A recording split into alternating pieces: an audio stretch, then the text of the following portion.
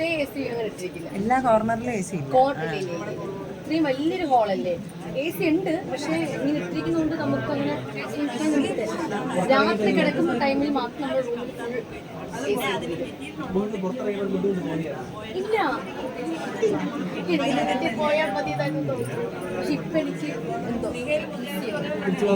തിരിച്ചല്ല, എനിക്ക് കുറച്ച് ദിവസം നിന്നിരുന്നെങ്കിൽ എന്ന് തോന്നും.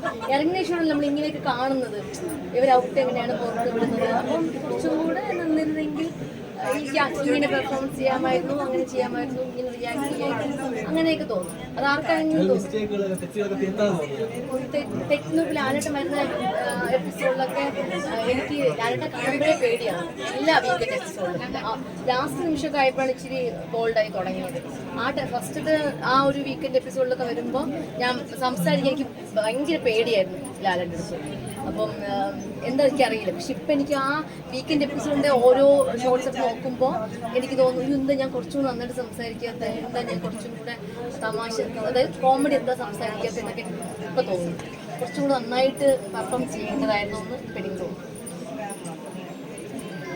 ഇതിപ്പോൾ എല്ലാവർക്കും അങ്ങനെ തോന്നുന്നേ നന്നായിട്ട്